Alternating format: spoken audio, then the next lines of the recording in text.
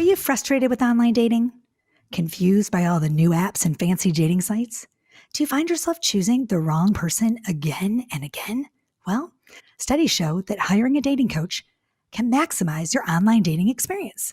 So no worries, I've got you. And I've created a virtual course called Doing Dating Right. It's a 5-video series that you can complete at your own pace in your own space, right at home. How to write your online dating bio, pick that perfect picture, and so much more. Want more info? Go to my website at jenniferhurwitz.com. Again, it's jenniferhurwitz.com. Good morning. Good morning. This is Doing Relationships Right. I'm Jennifer Hurwitz. I'm your host every Tuesday and every other Friday for a Just Jen episode. But if you're watching on YouTube right now, you can see I have a guest here. So it's clearly a Tuesday episode. Kimberly Beam Holmes, I got it right, is in the house today with me. And if you're listening, you can't see her, but I can see her. And so it's fabulous. But I'm just so excited to have someone here to talk about marriage, and not divorce for this week. We're talking about marriage and positive things. And Kimberly is the CEO of The Marriage Helper. Am I right, Kimberly? Yes, that's right. Well, it doesn't have a "the" in front of it. Oh, It's just Marriage Helper. Marriage Helper. And so Yeah. that's how we can find you. But you're also on Instagram. You're everywhere. And I've been doing some digging, and I'm really excited for this episode because I think that all of my listeners who are married, who are in a rut or feeling like, stuff is going, kind of like stale or vanilla Sure. or whatever, they're just going to eat this up. And so I'm really excited. So listener, whoever you are, if you are feeling like this is an episode that you need to share with your friends or get out a pencil or whatever, we're here. Kimberly's here with me today. Kimberly, let's start. I'm going to take a deep breath because I'm very excited. And you're going to tell me all about you, how you started, your background, and how Marriage Helper began. Can you do that? And I'll stop talking. Yeah, absolutely. Absolutely. I'll keep it as short as I can. You don't have You to. You have know, lots of time. yeah. Well, I got started in Marriage Helper. Actually, the best way I can answer this question is by telling you how Marriage Helper started. Perfect. And then I'll tell you how I got into it. So the founders of Marriage Helper, or the main founder, Dr. Joe Beam, he actually back in the 1980s, he was married, had a wife, 2 daughters, and he ended up having an affair, leaving his wife and kids, divorcing her and then Okay. leaving them. And they were divorced for 3 years. And during that time, he became bankrupt, an alcoholic, addicted to drugs, going to strip clubs. Like his life had turned upside down. And he kind of realized, I have made some of the biggest mistakes of my life. Okay. So he went back to his ex wife after those 3 years and he said, will you take me back? I Oh, want to make it right. I want to try and make this work. And everyone in her life said, don't do it. okay. You can't trust him again, all of the things. But she said, I knew in my heart that he was a good person who had done many bad things, but I believed that it was the right thing to do to try and make it work. And so they got remarried, almost divorced again because they realized they hadn't fixed any of the problems that they actually had in the Okay. first marriage, but they were committed this time to trying and making it work. And so they did. And as a celebration of their second marriage, they had a third daughter, which is me. Oh And my gosh, it's then you. I it's love that. me. Oh my God, I love it. I knew it was coming because I The got the whole, big I reveal. love the big reveal. I love it. This is a great story of the chills. Okay, keep going. And so several years, I mean, after I was born, it was probably about 10 years later, my dad went to my mom and he had been doing work in the corporate world, was making a great amount of money, but he just was very unfulfilled. And so he went to my mom and he said, what can we do to try and help Oh, people who don't, so that they don't have to experience the pain that we experienced and that my older 2 sisters experienced? How can we do something to help people? And so in 1999, my dad created this 3-day workshop. And it's been around since then. It's had 2 different research studies conducted on it, showing that it has over a 70% success rate at saving marriages. And the marriages that typically come to it are the ones like what my parents had. It's right. affairs, divorce, separation, really difficult circumstances. We like to say at Marriage Helper, when everyone else has told you it's hopeless, we believe there can still be hope. Oh my And God. so those are the couples we work with. So I never thought I would go into the quote unquote family business. It's definitely not a family business anymore. But I was getting my master's in marriage and family therapy about a decade ago. And at the same time, I was working part-time at Marriage Helper. And I was seeing the amazing transformation happening in the workshops at Marriage Helper, and also seeing the frustration and sluggishness of change in my one-on-one practicums that I was doing with couples. And so I said, you know what? I want to do this. I see the vision. I see the impact it can have on people.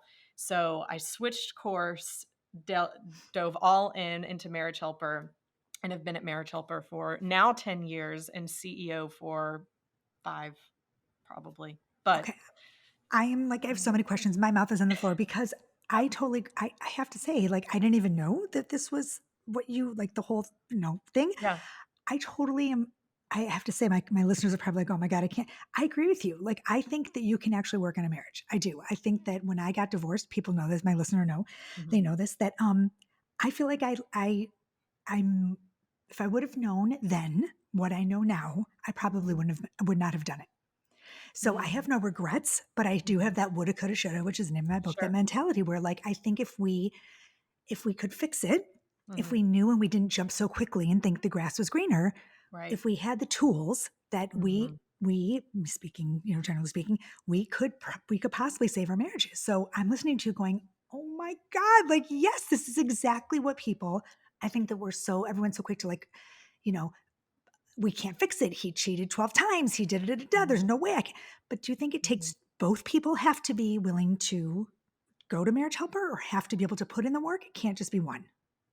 Well, at first it can be just one. Oh, look at this. Okay. Yes, and so for the past, especially 10 years, one of the first things that I did when I came on board and really got involved with the organization, I say one of the first things, it actually probably happened 3 or 4 years in, when my marriage went through a crisis Okay. personally.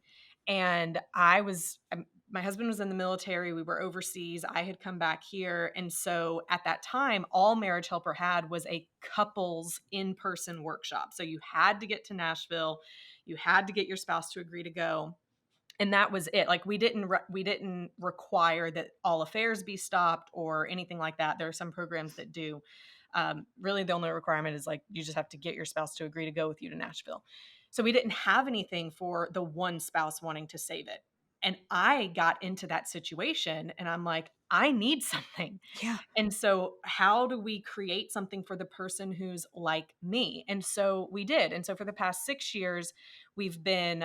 It started with a course. It turned into its own solo spouse workshop, and we started to see amazing results from that. Because what we found was, if you can at least teach one person to begin with the things they need to do differently, then they go back into the relationship, whether you're separated or together. But when they start to change, and it's true change, it's not just change to try and get the other person to come back, but like they're truly changing their behaviors and reactions, then that typically will soften the other person. And the other person will begin to see, maybe things could be different. And so it's that softening that begins to happen. We've taught the person, they've learned how to react better, how to talk better, how to address conflict better. All of that happens. And so, even just teaching one person to do that can begin the process of saving a marriage. Of course, eventually, at some point, Sure. for full reconciliation to happen, both people will need to be on board. You can't reconcile a marriage by yourself, but I believe that you could save a marriage by yourself. I mean, it's incredible. This is like, I'm just like, I'm so excited. So you have a podcast. I don't want to Yep, forget about that. And your podcast is called, tell sure. me. Mine is called It Starts with Attraction. And then Marriage Helper has a podcast called Relationship Radio. Oh my gosh, how did I not know this? I mean, this just, I feel like I fell into this huge, like treasure chest of trove of like amazing. So, I want to talk about something like, so you have actionable value, which I love. Like you have things that people can actually do to like, Yeah. I feel like sometimes we go to therapy and you sit and you talk and Mhm. you leave and you're like, what did we learn? Like, what can I do when I get home? What am I actually going to do? How can we Right. move forward? And it's frustrating. Sure. Mhm. That's Very not much. you. You actually have things that you work on and that you can go home and, right, like how to fall in love, how to re-fall in love, how to, can Sure. we talk about that a little bit? Do you mind? Yeah, absolutely. Okay. So, what we have found in our work for 23 years with thousands of couples is that there actually is a process to falling in love. And the other thing I'll say here as we begin is that everything we do at Marriage Helper is research based, experience proven, and time tested. So, we take the research, but then we also see how does this work in the lives of people? So, we make sure the experience can prove that the research is valid, and then we test it over a period of time before we release it in mass. So all of it is grounded in great social science. So there's a process to falling in love, and there's actually 4 stages or 4 steps, however you want to think about it, to this process. So the first step is attraction. Yep. And we have a lot to talk about, so I'll just get the very high overviews of this. But attraction is not just what someone looks like society wants to tell us, but it really has to do with 4 key areas. We call it the pies of attraction. So there is physical attraction, but it's really more about looking the best you can and feeling the best that you can about yourself for your age and your situation in life. So it's not trying to compare yourself to someone that you could never compare to. It's about comparing yourself to yourself and for your age and situation and what you need right now for this space in life. So, physical attraction. That is typically not the most important part of attraction to people unless they are only looking for a short term relationship. Other than Thank you. that, I love it. speak the truth. Yes, Speak that's it. I right. love it. Thank you. Say that a little louder from the back. Right, exactly. Exactly. The next one is the I, it's intellectual attraction. And this is all about I want to be in a relationship with someone that I have common ground with, that we have similar interests, but not all of the same interest, but we find each other fascinating enough that we want to keep talking and learning from each other or learning new things together, but we also share enough similarity about things that we have things to talk about at the end of a long workday, right? This begins that kind of becoming your best friend, getting to know someone. You want to be with someone that you love talking to. E is the emotional part of attraction. And emotional attraction is all about evoking emotions within others that they enjoy feeling. So we Oh, we okay. do a lot of this when we're dating. I remember when my husband, his name is Rob, when we were dating, he would open every door for me. It was the Mine first too. My man boy. that ever did that. He would open every door. He would randomly send me flowers, right? Like send me these beautiful texts in the morning to that I could wake up to. And we had a long distance relationship, Oh, that's important. so we would talk on the phone for hours on end, right? Like we were building some of that intellectual attraction, but emotionally, he made me feel so cherished. But typically, what happens after we get married and we kind of get settled into the routine of things is we stop doing the things that evoke these positive emotions Exactly. and we start doing things that evoke negative emotions. Like, you're really going to wear that? Oh, yes. Seriously? That's Like, exactly. you didn't do that right. Did you really just say that out loud to all these people? You looked like an idiot when you said that. And all of a sudden, we don't like the way we feel Right. around our own spouse. And this can begin to push people away so quickly. And it is the most important part of what makes a person attractive, especially when it comes to a marriage. I did that my whole marriage. This is accountability time. I mean, I This can is tell, I know exactly what I did. I can tell you, and I wrote it in my books. I know exactly. And Mm, I knew it. I knew when it came out of my mouth that I shouldn't have said it. right. I knew. Kimberly, I knew. Mhm. I know. It's horrible. But then how do you stop that? Keep going. I love this. Keep going. I'm not going to talk. So pie. Yes. I'm making So notes. that is the E. And then S is spiritual attraction. So Oh, this has to do with living in line with your beliefs and values because that's what we find attractive. What's absolutely. unattractive is someone who says, no, I value family or I value time off or I value this, that, or the other. I value treating other people with respect. And then they're total jerks to the waitress, right? Like Yes. you start to see this isn't lining up. You're not who you say you are. And that is unattractive.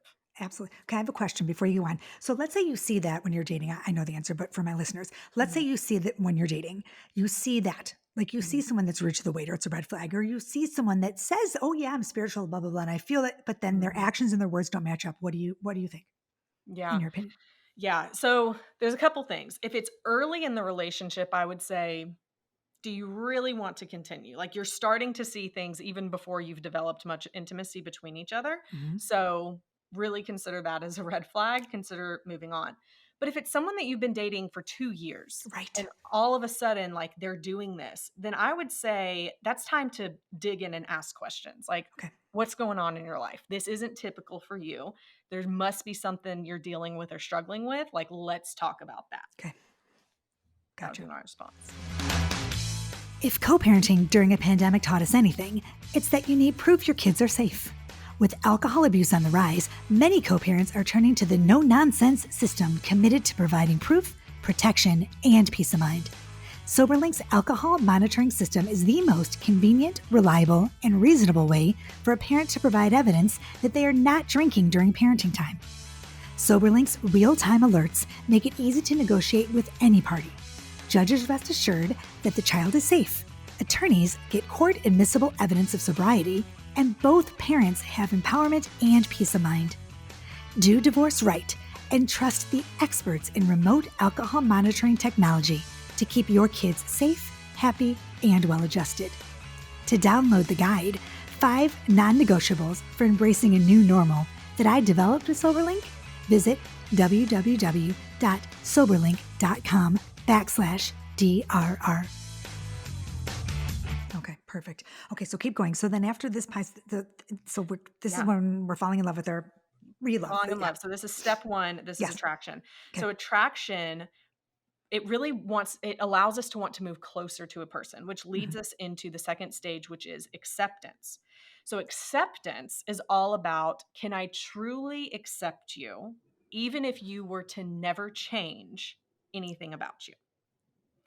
This is a hard one because Oh, it is we hard. want people Yes. to change, and we should. And so I'm not saying people should never change. We do change. We organically change. We need to change. It's good to want to be better. But the way that we approach that with ourselves and with our spouse should never be done in the way like we were talking about earlier, with a condemnation, with a, I'm better than you, with any kind of they're inferior to me. We get into Gottman's research there about Yeah, I the love Gottman. contempt Love. and Yeah. all of that, which is just disastrous for relationships. But instead, it's in a way of, I love you and accept you and can treat you with that love and respect, even if I don't agree with what you're doing right now. And those are two different things. Absolutely. Yes. Mhm. But once a person feels accepted, then they want to move on to that third stage, which is attachment. And in attachment, this is really when you begin to bond the relationship, because at its core, attachment is all about, will you be there for me when I need you? Will you be there for me physically, to hold me, to care for me, to meet my needs physically when I need it, to talk to me, to answer my questions, to calm me down? All of those things. Will you be there for me?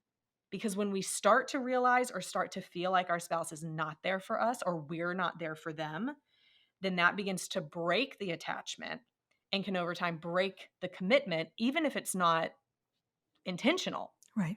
This person wasn't meeting my needs, and maybe I wasn't aware of that, or I wasn't voicing it, whatever. We won't get into justification, but it ended up opening these doors to temptation because then this other person did, or this other Yep. thing filled Yep. that hole. And now I just want to be away from my spouse because they're not meeting the needs that I have.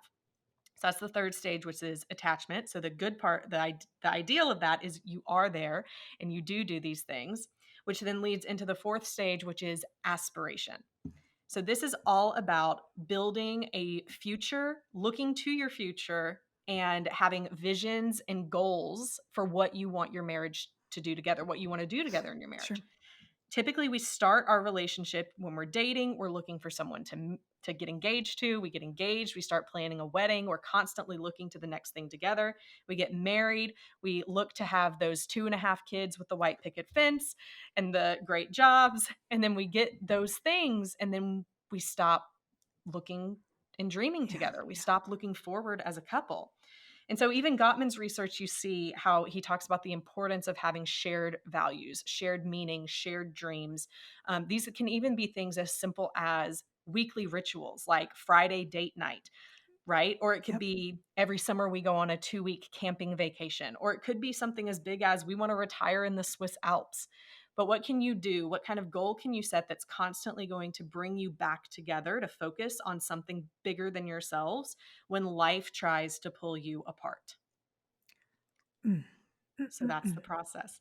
And Yes. then the key of this is when you fall out of love or you step off of this love path, then you simply just start back at the beginning. And it's something you follow Okay. You keep, all the time. You never complete it. You never cross the finish line. It's a daily, intentional journey and path that you follow to stay in love or fall in love or grow in love.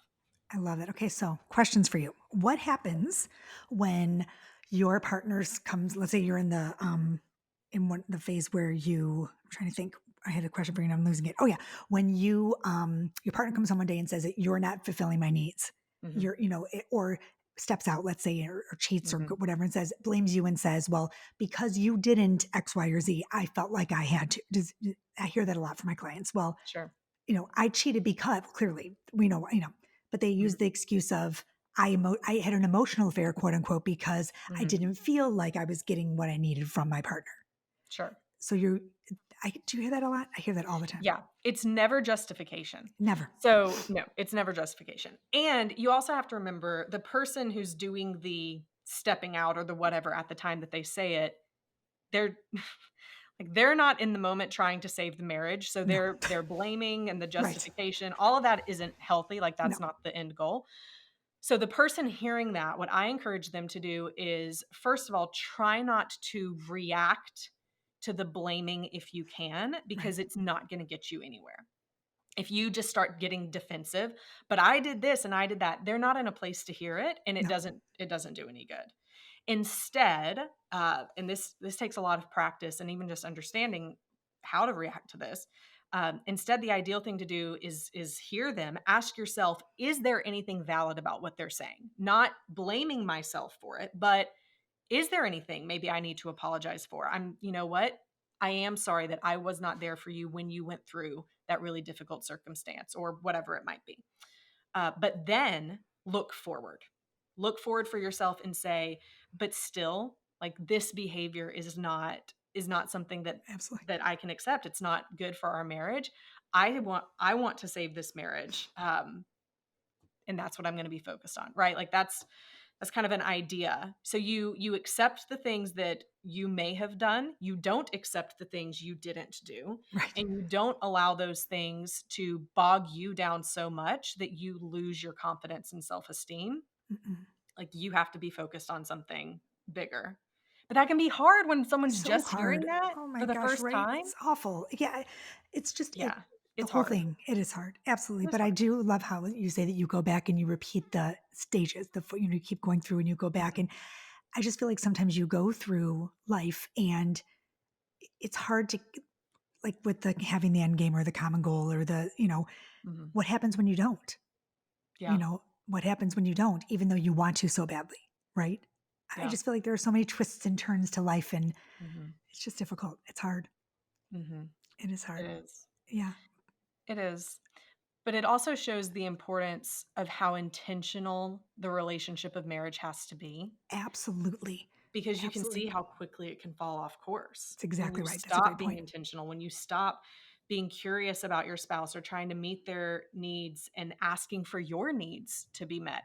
Like ideally when a couple gets married, that would be the healthy communication style they establish, where you, instead of being ashamed or embarrassed to say, "Hey, I need for you to come sit on the couch with me and just hold me for 10 minutes.